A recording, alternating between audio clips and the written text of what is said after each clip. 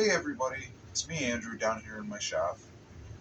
Today I wanted to talk about some of the ideas I had for this channel. One of them is I have a whole boatload of old magazines and old books full of little quick ideas on things to do. They're not highly in depth, some of them more so than others, but for the most part, they just give you an idea of something you might want to do. A lot of times it'll be for around the house or around a farm, sometimes in a factory or, a garage. There's tons of these. These were really cool books. Like this one in particular is Popular Mechanics ShopNotes from the year 1946. And I mean, there's just so many ideas in here. It's crazy. So what I wanted to do was create a channel where, I do a couple of these projects. I follow their plans strictly, and I'll just complete it the way that they want it done and in the materials they probably would have used at the time if it's not, described in the article. And, maybe I'll do a second follow-up one where I alter it and put my own spin on it. But that's the idea I had. The other thing is I kind of want to show off my tools a little bit, brag. So I'm going to bring out right now a little toolbox that I picked up. It's really cool. Let me just get it.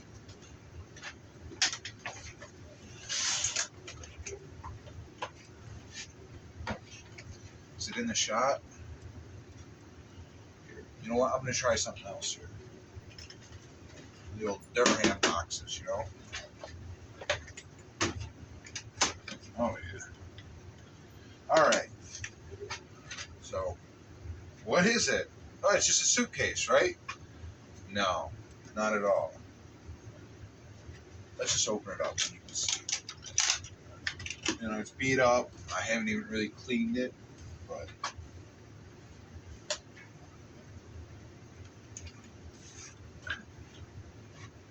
look at that. All my tools all lined up. This is really just the first run, and I'm trying to put all my very frequently used tools in here. The ones I need, that I always need to complete the jobs I do. Because this is going to be, a to-go box. I'm not going to use it here in the shop, I don't think. Although it would be kind of cool if you just had it sitting there. But no, this is a site box. From the little research I did, this is actually a Linmans box. Telephone repairman and stuff.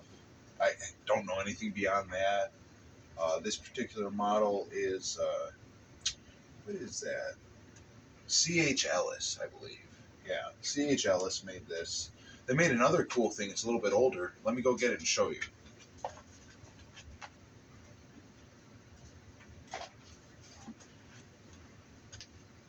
Take a look at this thing. Oh, what is it? Is it a suitcase, a briefcase, a doctor's bag? What could that be? Well, actually it is kind of. It's a doctor's bag or a repairman's bag. This is made by C.H. Ellis. I believe it's from like the 1940s, 1950s. It's simple. The top part is what you'd expect. You open it up. You got a nice 5-6 inch deep by 15 inch long by 5 inch wide compartment for your tools or whatnot, your bigger stuff. The cool part, turn it onto its side and open it up. Can you guys see that? So you open this bad boy up,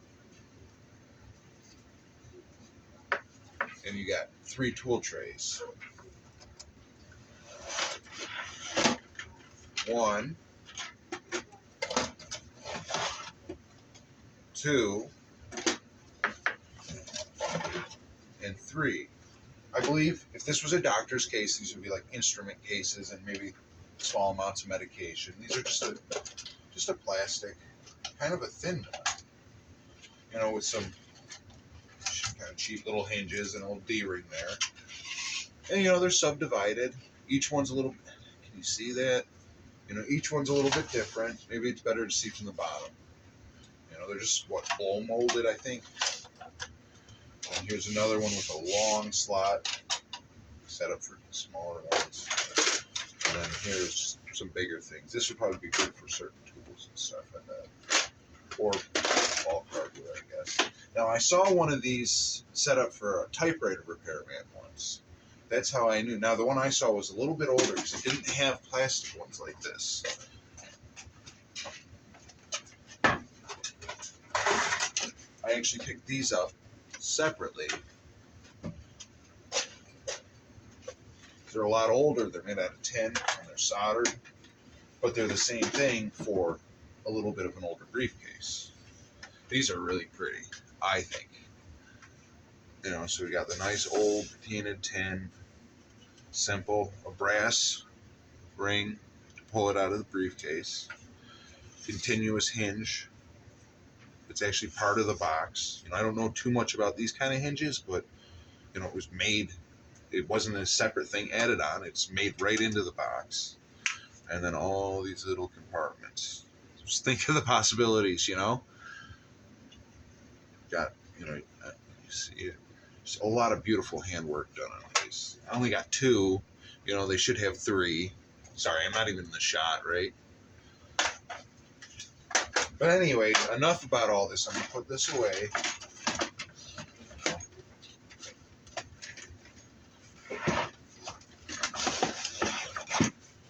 This isn't even the main point of the video. I get so distracted.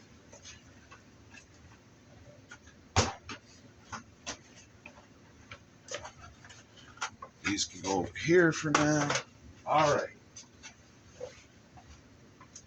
Back to the Linmans case. You know, I'm not going to go through everything, but, you know, I've got a couple little chisels here. You know, my Knipex cutters. Is it Knipex or Nipex? I never knew. People always say it a little bit different, don't they? Anyways, you know, just the tools that I know I'm going to need on a job. You know, and random stuff. I actually, you know, like everybody's a little different. I always keep a little palette knife. I use this a lot for a lot of silly little things. You know, and this is constantly changing. It's always, you know, it's organic. It's always in motion. You know, putty knife. I use that quite a bit. You know, this is a thinner, flexible one. Forgive me if, you know, I'm using some of the wrong terminology. Correct me in the comments. And then underneath is just another big compartment. You can, got my trusty old SW hammer. You know, I've had this for a long time. I mean, it's probably 20 years old. It's not that old. You know, some tool pouches, my tape measure. I've used a lot of different tape measures over the years, but I really, for bigger things, I love using the Stanley Fat Max. I can't help it. This is the stupid one with the magnet on it. The magnet fell off. And I don't know. So it's just kind of on this one because this is an extra. Oh yeah, I'm not even going to go over what all's in here. I just kind of wanted to show it. It has that look I like. You know. This is a, you know, some kind of, I think it's a fiber corporation made it. I don't know what exactly it is, but it's flexible. You know, it moves, so you can shove some more tools in there and it'll just bulge out a little bit. But you know, nothing's actually getting ruined. Let's lock it up. It's got a hasp on it. It's got 2 D-rings right here, one on each side, and it did come with a strap. Little fake synthetic leather strap, you know, with a pad that you can carry it. But, I mean, the thing was just so old, I wouldn't trust it. I should find it and look at it. Maybe I'll copy one out of leather. I don't know. But yeah, it just looks like an old briefcase. Simple. Everything is compact. You can get a lot in here, and it's really, you know, in my opinion, that's not heavy. And I don't know how much more I'd add. I might take some stuff out and switch it around, but I think that's about the weight it'll always be. You know, I could probably even fit, like my little, what are those? Those little 12-volt Milwaukees I got in there. You know, I go somewhere for a specific job, you know, I can kind of change it out. And maybe I'll keep one of the compartments open so I can put the job-specific tools in there. You know, it'll be evolving and changing and progressing. All right, let's get this out of the way.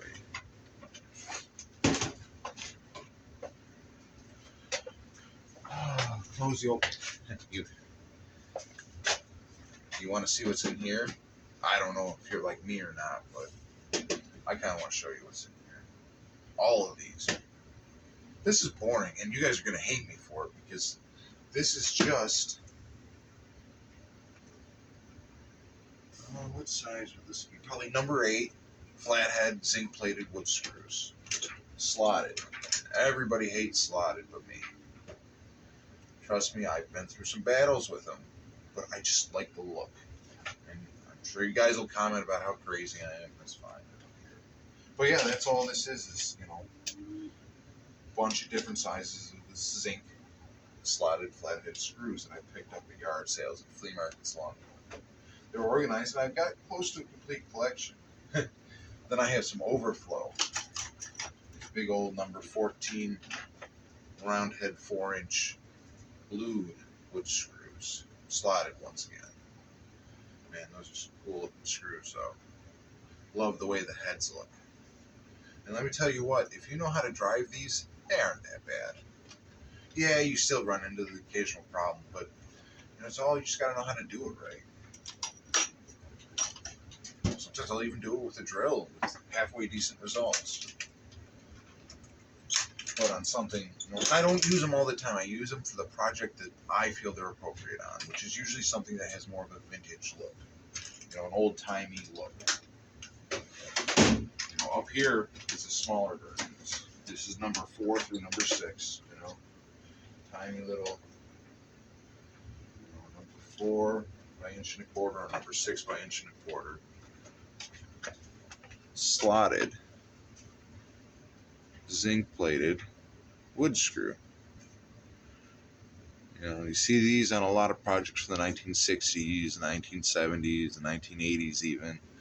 I obviously wasn't around then, so I don't know what exactly everybody was using. Phillips, been around for a long time. Wasn't as common as it is now, I know that much. Anyways. Now, if you want to get real cool, I have more of those blued screws. These are number 1 through number 9, round head, blued wood screws, slotted again. Oh, that's the problem with these. You put stuff on them, you forget about it when you push them back in.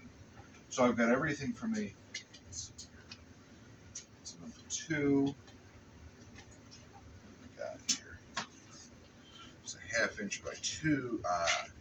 Some zeros. Some zeros. I probably have some 1s somewhere, but there's a 1/2 inch, no, 3/8, a 0, a number 0 by 3/8 wood screw.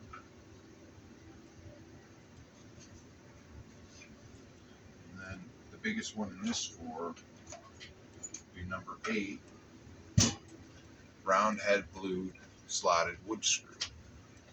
3.5 inches. Ta-da. I'm so not good at this. There's your number 0.